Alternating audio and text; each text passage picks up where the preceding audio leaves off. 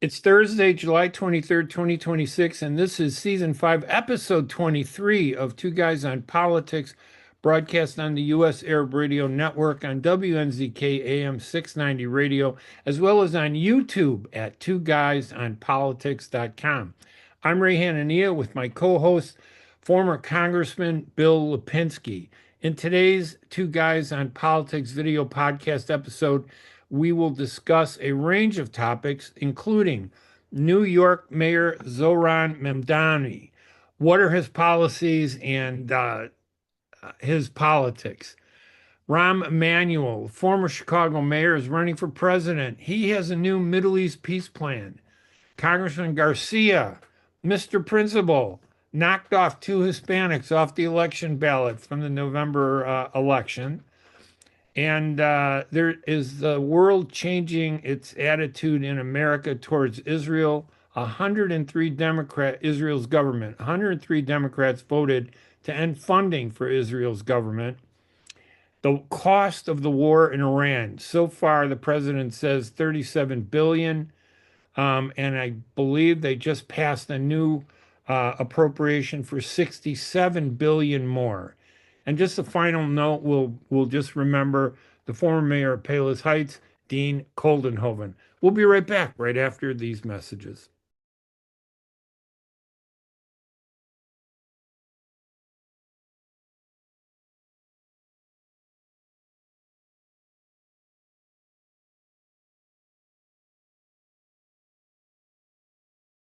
I'm Ray Hanania. I'm Bill Lipinski, and this is Two Guys on Politics. And the next voice you hear will be that of my very good friend, Ray Hanania, and I hope I can say that at the end of this program. I know, listen, the fact that we disagree on some issues, I think, is very important for the public to understand the issues. They don't have to agree with me or you, especially. No, they don't have to agree with us. They can hear our views and decide for themselves. That's what makes America great, that we can talk about these things. It's a free country, at least until the Democratic Socialists take over. So you can say what you want at the present time. Let's hope that the Democratic Socialists aren't knocking at your door during this program, because I want to make sure we get this done. All right. So, Bill, you have some a different view of New York Mayor Zohran Mamdani than I do. Why don't we start with you, and then I'll tell you why I think he's a good guy, and I'm sure you don't like a lot of his policies. But go ahead, Bill. I am enormously disappointed in the mayor. When I first heard about him and read about him, I thought that he would be a uniter and not a divider. Right. But unfortunately, obviously, based upon what he has had to say, he is a divider. He was going to arrest Benjamin, the great leader of Israel, when he came to the United States. I'm going to be with him. He can't do it. But he went on and talked to the New York Times and said he was going to do so, when he had already met with his attorneys and they told him he couldn't do so. But he wanted to get that controversial statement out. So he said that. Okay, the next day he came back and said, "Oh, I'm sorry, I cannot arrest him. I don't have the power to do that. It would be against the law." On top of that, his chief of police disagreed with him on that particular point. So that's one thing that he wanted to divide on. But there are many things that he's wanted to divide the city on. Sure. Why? I don't know. I don't understand. He's done things against the Puerto Ricans, against the Italians, against the Catholics, against the Irish. I don't think I have to go much further than that. Those people make up large segments at the present time and in the past of New York City. Why is he doing this? They are all his constituents. Why is he getting involved in being so anti-Israel? He's the mayor of New York City. New York City has a huge Jewish population. A large section of that population voted for him in the election. Obviously, they didn't really understand what his positions were. Here he is the mayor of the largest city in the country. He could do so much good for this country by being a uniter instead of a divider, and yet he's dividing us one group against another group. For whose benefit? His benefit? I can't see how it benefits him. It might benefit, though, countries around the world like Russia, China, Iran, that wants to attack the United States of America the way Iran has been attacking us for 47 years. Okay, the offense rests momentarily. The floor is yours. Well, listen, here's my view on Netanyahu. I think that Mamdani does represent the majority of the people in New York and still represents them. And I think most American Jews do not support Netanyahu. And they may not be outspoken because they're caught in the middle between this Islamic extremism of Hamas and Netanyahu's war crimes. He's been indicted by the International Criminal Court. Of course, our president has been indicted and convicted of 34 felonies, but who cares? Justice has been thrown out the window. You're not going But to I get me think, to defend President Trump, so just keep going. pardon me? You're not going to get me to defend President Oh, Trump. no, I'm not. No, I'm just pointing out that, these are realities in the world that we live today. Netanyahu is a war criminal. There's no doubt in my mind. When you massacre civilians to get to a criminal, I can just imagine Chicago police. Some guy robs a bank. He's in the bank, and we blow up the bank with the thousands of employees just to get that guy. That's the principle that Netanyahu uses to clear Gaza, in my opinion. And I think that even though I think that Mamdani believed at the beginning that he could arrest Netanyahu and realized that he can't, that the ICC indictment has to be done by the federal government. I think he put a spotlight on Netanyahu that's very uncomfortable, and I think it needs to be spotlighted. And I believe that a majority of Americans look at Netanyahu and see him as a war criminal, and he's the one that's destroying Israel more than Hamas is destroying Israel.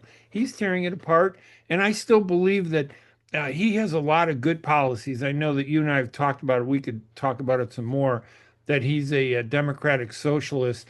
You know what? I looked up that word socialist, and they use that word to attack FDR when he tried to put together programs to put people back to work. They called him a socialist. And then the wealthy robber barons of industry came in and they funded a PR campaign to change it to say, and they really, it's very fascinating what they did. Everybody should look up that book by Edward Bernays. He's the PR guy that changed the word propaganda to public relations. that's interesting. It I'll, is. It's a I will fascinating certainly look it story. up. Yeah, it's called Propaganda, his book. So Bernays, Well, how B-E-R do you anyway. defend what your mayor has done against the Puerto Ricans, the Italians, the Irish, and the Catholics in New York? How do you defend that? I don't know what he's done. I mean, he stood up for affordable housing and rent control. He stood up for strengthening public safety. I mean, what is, give me an For the example. first time in the history of New York City, Mhm. mayor of New York did not attend the installation of the Catholic Cardinal of New York for the first time in the history of the city. He Okay. wasn't there. He deliberately didn't show up. Okay. Okay. He put out a map of the state of the city of New York with various ethnic areas. Nothing about the Italians. The Italians had several mayors of New York for a number of years. The Irish, there So was no let them go Irish. in and talk to him and tell him change it. Go in and talk to him. Yes, and He's change not it. interested in talking to those people. He doesn't go out and meet with those people.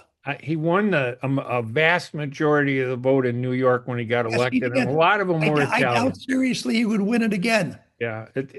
I Where don't was know. his wife when we celebrated the 250th anniversary of the United States of America? Where was she? I, I don't know.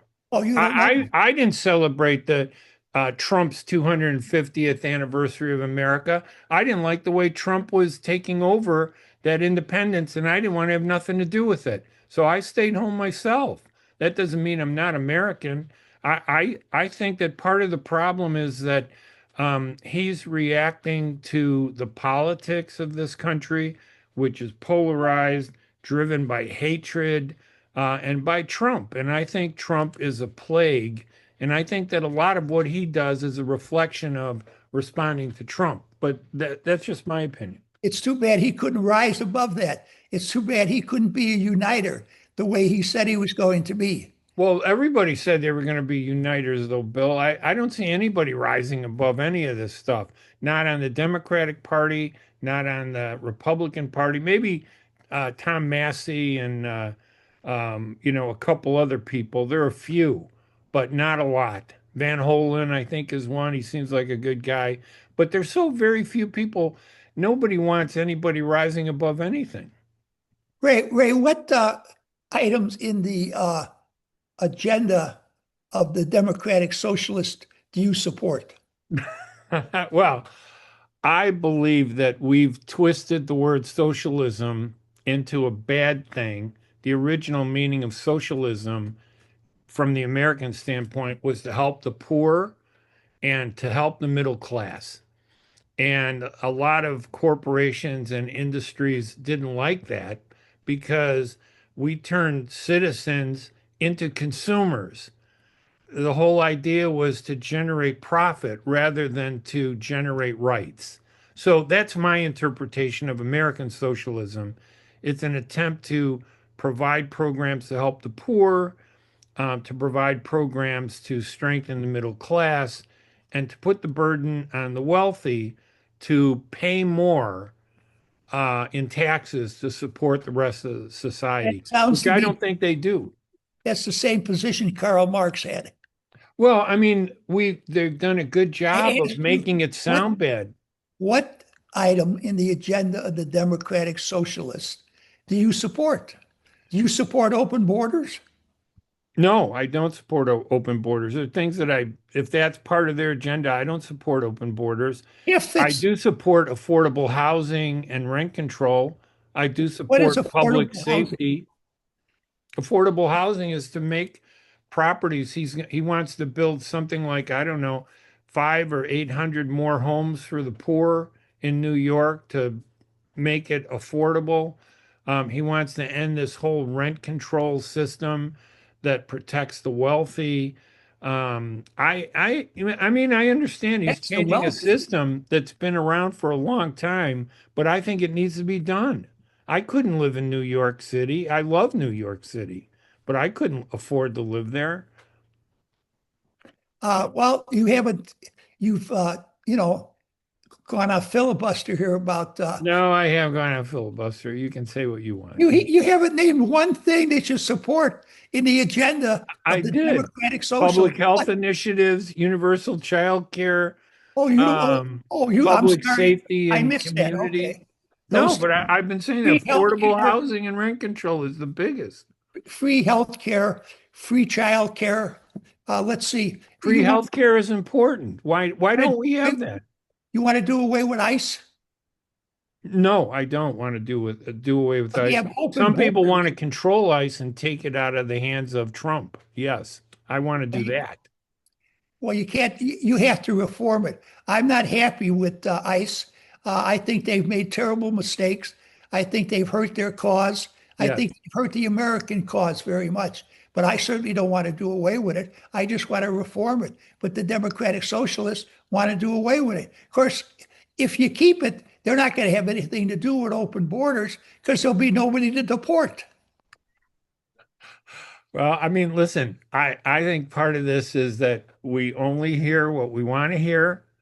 I don't think they want to get rid of ICE. They want to change ICE to make it where it's supposed to defend people, not kill people.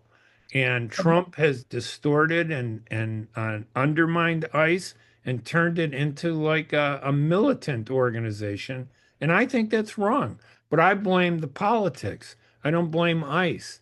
ICE is just uh, uh, an object that the protesters, I think, are using because it's easy. It's hard to explain all this in a one sentence protest.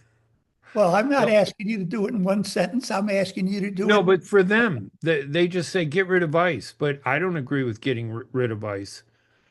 Oh, they're all also for uh, free education from kindergarten, Good, 4 years of college. good. Why not? Ray, who's going to pay for all of this free stuff for people? They We won't. are. We're already paying for it in our, we pay too much for our government. We pay too much for our wars. We're funding $100 billion now for this war in Iran.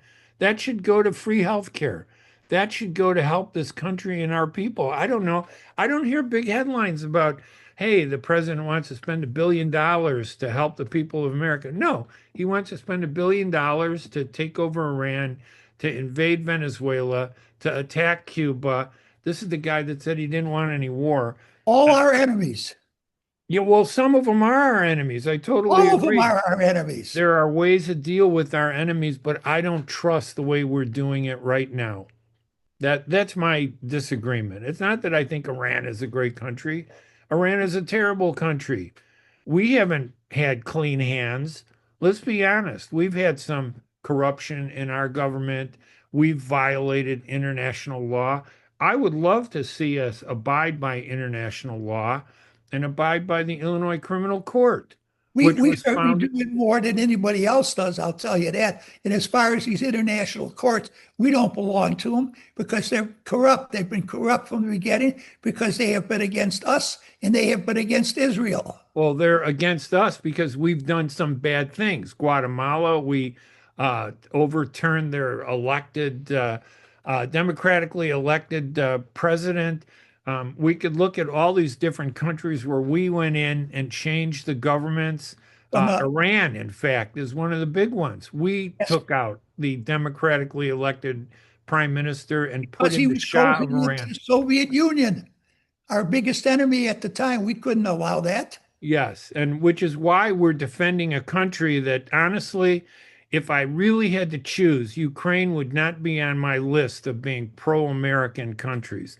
Ukraine was one of the worst countries for many, many years, but now because it's the Russians, it's not so much a defense of Ukraine for me, it's an opposition to Putin's tyranny. And yes, it's worse, but I go back to our Reagan principle.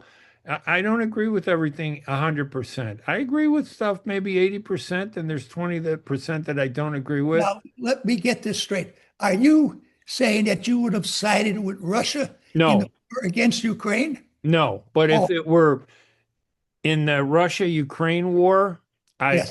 I'm against Russia. If Oh, this were just on Ukraine, I think that it deserved investigations in terms of the way they've conducted themselves before this war. Their politics was horrible. I'm not sure that they I should have agree been. with you. Yeah, no. So I'm saying that No suddenly you question about it. and I hate to. It sounds like I'm defending the Russians. I'm not.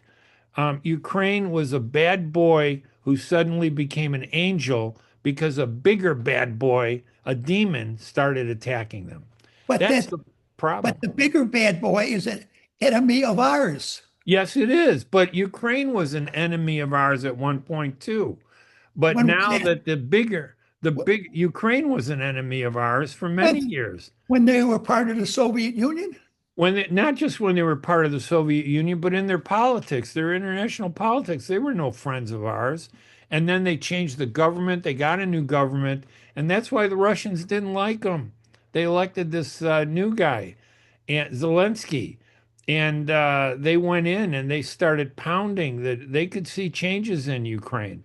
So Russia didn't just attack Ukraine because they were always bad. Russia attacked Ukraine because they were getting better, Because they were what? getting better. Russia attacked Ukraine because they wanted to be part of Russia once again, the way they had been for many, Right, many years. Okay. right. But that's a plan for the whole Eastern Europe, right? Probably, yes. Yeah, If you that's don't stop so. in the Ukraine, where do you stop them? In the middle of Germany? No, I agree. We have to fight this war in Ukraine, but it doesn't make me feel good that we're defending a country with such a bad history. Well, sometimes you can't choose your friends I know.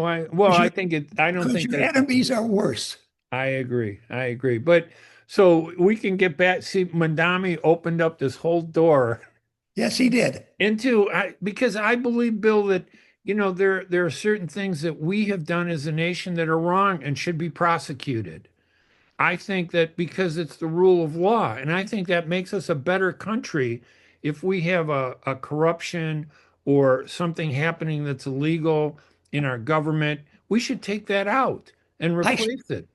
I think we should emphasize all the good things that we have done for the citizens of America and the citizens of the world ever since 1776. That's what I think that we should do. Yes, we've made some mistakes. We are not perfect, but we are closer to being perfect than any nation has ever been on this planet. Well, and the word made mistakes is really kind of kind to the criminals who have massacred and overturned governments Who did we that claim massacre? that we support, democracy, but when democracy turns out to be something we don't like, we get upset with it and we go in and we turn it around. Well, We've done that sometimes many times. democracy, is camouflaged and it's really communism, like in That Nicaragua. I see that the great Democratic president of Nicaragua has decided he doesn't have to run anymore for president. He's just going to be president for life. isn't that didn't we set up that country after we went in there and got rid of the Contras or whose side were we on, Bill? We were on the Contra side, And they were fighting the the Sandinistas. Sandinistas. So we Stand didn't us we on, get rid of the Sandinistas and set up a government there? yeah, we did at that particular time. And look what happened. Unfortunately, they came back and Well, they ruled that country for a long time. We'll listen. get around to Nicaragua after we take care of Cuba. Well, let's go to Mamdani. Let's go back to Mamdani. Okay. Now, so he's elected by the people, and yeah, he's taken some very controversial positions, and I think that reflect the very debate that you and I are having here. I I think think that so that's too. exactly the basis for his contention, the contentiousness that exists. But I still believe he represents a majority of the people in New York. The majority rules, and that's just the way it is. Oh, so we're stuck with them. If we follow democratic principles, yeah, we are. He was elected. He hasn't done anything wrong, illegal. Well, yes, he has. He's mayor, and fortunately, the New York City Council doesn't agree with him on a lot of issues. So Well, they will be able to save the city from him. well, see, that's part of our democratic process. I mean, Absolutely. it's just like the city of Chicago. The city council is trying to take over from the mayor of Chicago, which for years, as you know, was, I love the term machine because machines, it's really kind of an irony here. When the mob was around, we had less crime, I think. The mob killed each other, but the mob had this line that they wouldn't cross. And I think the machine provided a lot of services to the people of Chicago and You're Cook referring to County. the organization, correct? Yeah, but I call it the machine. Or And they had a lot of good. There were you some always things like it that in they negative. didn't that weren't good, but there was a lot of good in the machine, and I don't think there's anything wrong with the machine. I Well, support it. once again, you managed to get away from the mayor of New York by hopping to Chicago and talking about the organization in Oh, Chicago. that You they're can't doing the same defend the thing. guy, so you just keep changing the subject and we talk about No, they're doing something else. Chicago's doing the same thing they're doing in New York that you brought up, that they're the city council in New York, or however they refer to it, is probably going to try to stop some of his policies. That's part of democracy. But I like the Absolutely. fact that he raises these issues. I like the fact that he brings up issues that other people are afraid to bring up. And I think we need to talk about those issues. Well, we have been Netanyahu talking is about one them. that I think we have to talk about and And his crime. unfortunately, you can see the divide that exists in this country by the positions you take and the positions I take. And Well, hopefully, both of us can do something about that to make this a better place. well, it's not the divide that is the problem. You and I may have had different views for years. The problem is the process has changed.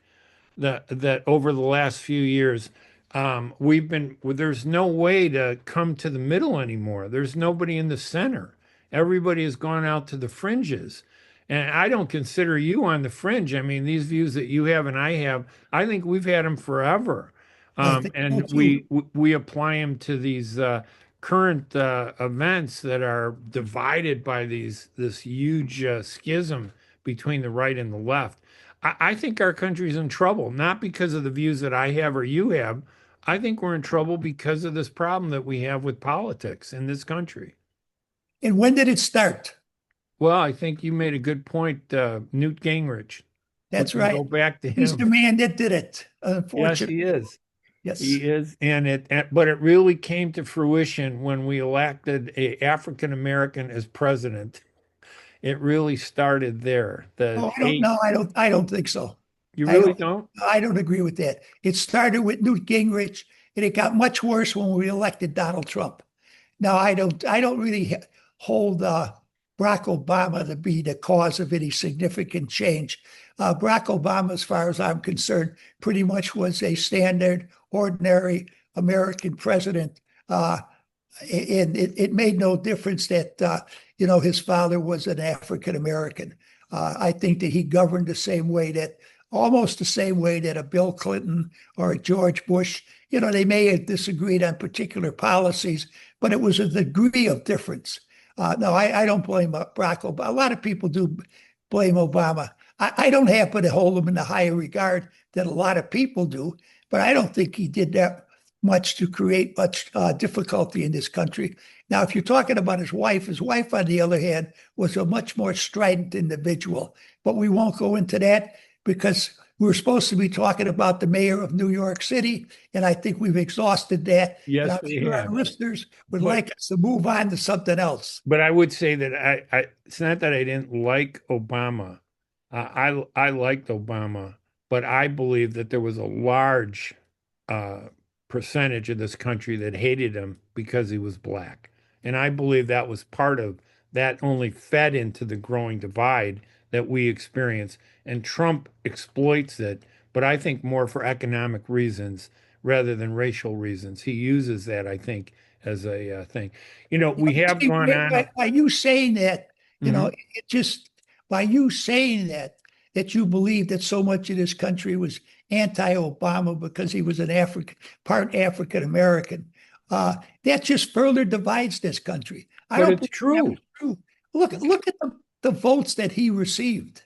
But yeah, he did win twice. But White Virgins also. listen, I admire John McCain for standing up and telling that woman on public TV who said, "I don't trust him, I don't like him," and really that was a coming out of a racial hatred in her voice, and he silenced her. He said, "No, no, you're wrong. Sit down. Obama is a good person." When the Republican opponent has to defend the Democratic opponent over his race, that tells you that there's something wrong Well, among some people in this country. there have always been extremists in this country. You know that. I Yeah. mean, we have one right now that's the mayor of New York City.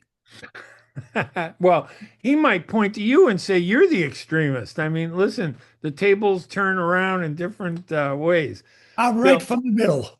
all right, Bill, we got to take a break. I mean, because we've really gone on with Zohran Mamdani. But Zohran Mamdani represents this argument that you and I, this discussion and debate that you and I just had. And I think this debate is going on all over the country and it's worth getting into. But you could tell it's deep and it includes so much. It's not an easy thing to do. Why don't we No, take a it's not. quick break and then we can talk about some of the other issues we have? Okay. All right, we'll be right back right after these messages.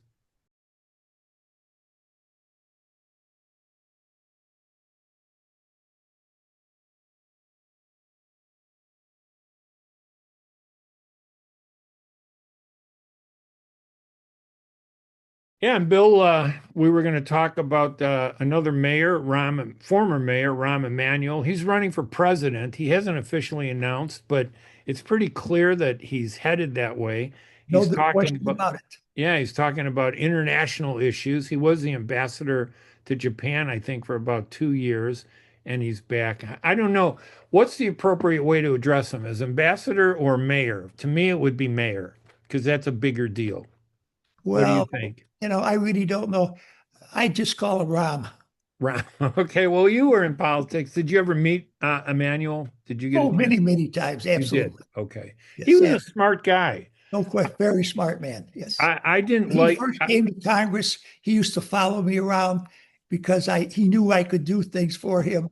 So he was very deferential to me. Uh, and then he got to be more powerful than I, and he forgot my name. Well, I mean that Rahm is a focused on himself, in my No opinion. question about it. When he Yes. was mayor, the first thing he did after he was elected in 2011 was to shut the Arabesque Festival that Mayor Daley had started 4 years earlier, because members of the pro-Israel community said the festival included Palestinian displays. They were happy to have Arab displays, but they didn't want Palestinian displays. He So, sounds like the present mayor of New York. well, there you go. I mean, but you like Rahm Emanuel No, as I a never mayor. said I liked Rahm Oh, you Emanuel. didn't like him? No. He was a transitional person. You did for him, he did for you. If you didn't do for him, he didn't do for you. It's as simple as that. No, I think he's an opportunist. He's always been an opportunist. I think his greatest claim to fame is that he can raise enormous amounts of money for political campaigns. That's Right. how he got started in politics, raising money for Rich Daley when Rich Daley ran for mayor of the city of Chicago. That's really how he got his start. That's how he became mayor of the city of Chicago. I think that politics should be a lot more than just being able to raise money. What did Rahm do that brought the city of Chicago together? You name one thing. I can't. Right. Well, I mean, I don't know if on some aspects he was a pretty good mayor, on others he was terrible. But this goes back to the fundamental basis of what I call machine politics, you call organization politics, as we both know, there are no permanent friends, no permanent enemies, only permanent interests. So Correct. I go to the Arab community and I tell them now, here's a guy who hated us, who at least seemed like he hated us. He stopped the Arabesque Festival. He ended the Advisory Commission on Arab Affairs. And when he would do like a Ramadan iftar, he didn't invite Arabs. He only invited non-Arab Muslims to the city's iftar, and he never celebrated the Arab Heritage Month the way we celebrate other heritage months for other ethnic groups. So there were reasons for Arabs to be upset with him.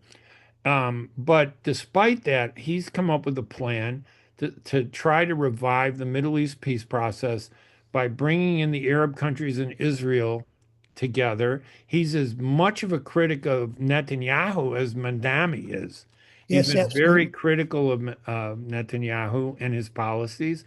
And he believes that in that context of bringing everything together, that we can find a solution to the Israeli-Palestinian conflict that is, in my opinion, the problem that continues and fuels this conflict. So I'm trying to convince Arabs, forget about all the bad things he did to us.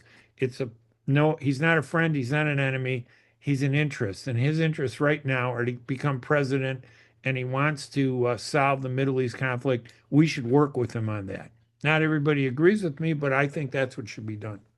Well, let me just say something quickly here. Uh, I am not a supporter of the present prime minister of Israel. I said 2 weeks after the war with Iran started that Right. the way he was conducting the war on behalf of Israel was going to cost him allies around the world. I said by the end of this war, he'll have one ally left, the United States of America. That is it. And unfortunately, that happens to be true. But he happens to be our ally in this conflict. And until we win this conflict, I don't really want to be negative on him. We'll deal with him after this war is over. But I do not support him. I thought he made a terrible mistake right off the bat. Yeah, I don't like him because of his policies. And he's been like this for the past 24 years. I think he's been prime minister on and off for 24, 26 years. It's been a long time. And he's a disciple of Ariel Sharon and a strident foe of Yitzhak Rabin, who was assassinated when trying to make peace with Yasser Arafat by an Israeli. So his wife Oh, blamed Netanyahu. Rabin's wife blamed Netanyahu's politics for her husband dying and being killed by an it's very Israeli. true. Well, let's Yeah. get back to Rahm Emanuel here. What's his Yeah. piece? So he's basically saying that bring everybody together. The Arabs, he liked I think it was a 2002 Arab League peace plan, which is basically slowly taking place, but without the Palestinians. Israel will make peace with anybody as long as they don't have to make peace with the Palestinians. Rahm Emanuel's position is no, you have to include everything together. And if you include everything together, you can achieve that. And I think that comes from the fact that Rahm Emanuel was part of was one of the principal advisors to Clinton when Rabin and Arafat shook hands. I think he orchestrated, Rahm Emanuel was instrumental in getting that to actually happen during the peace process when he was the chief of staff to Bill Clinton. So despite his negative actions, and I believe this is the way politics is, I think that I could support him for president over other candidates. And I'm trying to get the Arab Americans to look at that politics and understand why it's so important to understand American politics in that context.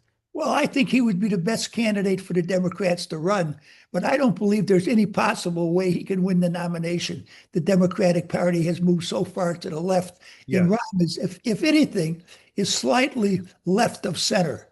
There's no way that he could possibly get the nomination, Ray. Uh, You he might be right. I mean, it's he possible. could get the nomination. He, depending upon who the Republicans ran, he might be able to win the election, but he will never get the nomination. He's too far to the right for the vast majority of the present people in the Democratic Party, such as the Democratic Socialist of America. Now, I know you're a big supporter of Marco Rubio, and I don't know, but Marco Rubio could be a Republican candidate for president. J.D. Vance, who's the vice president, could be a Republican candidate for president if Trump doesn't suspend the Constitution and stay in office beyond his second term. But I don't know if those candidates can break from the policies that they embraced during the Trump administration. I think that there would be a real anchor on them. I know how much you admire, Marco Rubio. I don't think he can get past the problems that Trump has created. You might be right. Yeah, so I think that. So I don't know what Republicans. So you think Rahm Emanuel's problem is really in the Democratic Party, that there might be Absolutely. another candidate that Yes. would take over. But I just don't see who a good candidate would be yet. The Democrats are like in a total disarray, and I'm just not sure where that's going to go.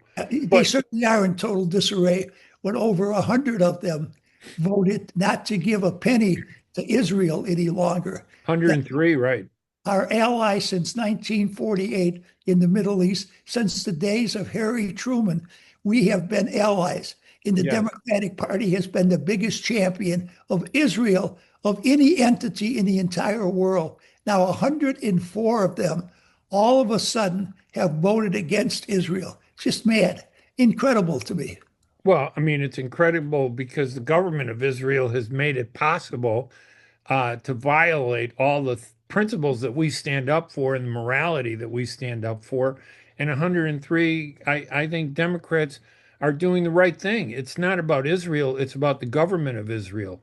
They don't want to fund his government. And I know that we always mix Israel versus Israel's government, but I'll tell you, it's the government.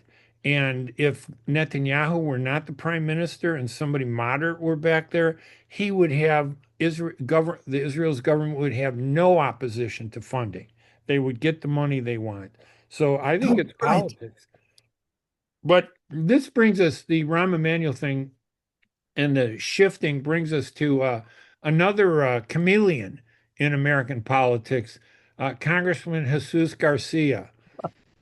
Congressman Garcia, I really liked the guy when he was an alderman. He was a great guy. Then he became, I think, a Cook County board member, a legislator, state legislator. And when Luis Gutierrez finally stopped pretending that he was going to improve and correct the immigration problems in this country, he handed that issue to Garcia to pretend that he was going to solve the immigration problems, which they never did because they needed that issue to win votes. Garcia is the reason why two Hispanics in that district who filed to run and got over 10,000 signatures from voters in the 4th Congressional District, each of them, Myra Macias and Alderman Raymond Sigcho-Lopez, they all got like 12,000 signatures right around there. You only needed like a little over 11,000, I think. And Garcia's was the reason why they were both thrown off the ballot. He had people challenge their ballots, and the election board threw them both off. The two big Hispanics who were challenging his candidate, Patty Garcia, who he orchestrated to take his place in an overnight coup of democracy in the last hours of the filing deadline for that office. Well, I never believed that Chewy was a reformer. And I go back a long way with Chewy. I remember when he was first all elected alderman of the 22nd Ward. I went in, I saw him, I was congressman. I offered the services of my office. I told him anytime he had a problem, if he thought I could help him, give me a call. I never heard from him. He was not interested in working with anyone that didn't belong to his so-called reform movement, even though it was harmful to his own people. 2 years later, after I was reelected again, I went in to see him. I once again said to him, I'm available to help you. He never contacted me. He never called me, never wired me, never did anything to reach out to me to help his people. So I decided I wasn't going to become involved with him any longer. And I tried to set up a office in his ward to deal with the problems of his people, but he went out of his way to try to make sure his people never came to that office. So I closed it down after a short time. So I never believed he was a reformer. He was just interested in political power to do what he wanted to do. So he would be the epitome of that saying, there are no permanent friends, no permanent enemies, just permanent interests. He had Correct. his interest in mind, and I agree with you. He at one time he was on the far left. I think now he uses the far left to he's like more of a rightist in the way he's uh, engaged this political system over the past year than any other far right person I've ever seen or known. So he's the complete opposite of what he stood for. And it's such a disappointment to me because I thought, okay, he seemed like a good person. He was a decent alderman. I think he came in there when was that Harold Washington or yeah, when Harold Washington was mayor, I think he was elected in that second term, the beginning of the Washington second term.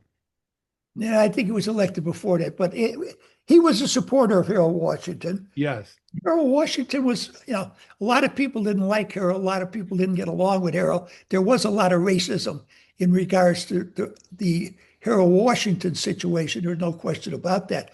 But I always thought that Harold was a very good mayor, and I always thought that Harold, frankly, was a very good human being. Yeah, Washington was a good person. And um, Chuy Garcia, Jesus Chuy Garcia. Correct. I wrote a column this past week saying he can't use that name anymore. It's an insult to Jesus. because he's such a contradiction. It really is shameful. Now, obviously, I really like Sigcho-Lopez. I really liked him. And I was having a hard time because I also really like Chris Getty. And Bert Odelson, he's probably the preeminent election law attorney in the country.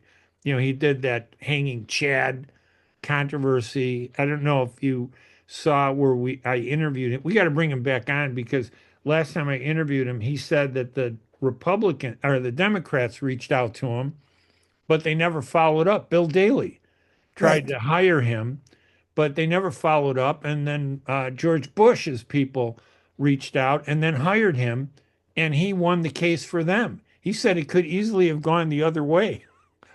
For Al Gore could have been the president had they actually hired him because his case is what decided that hanging Chad issue and the number of votes that Gore lost in Florida. So it was really fascinating.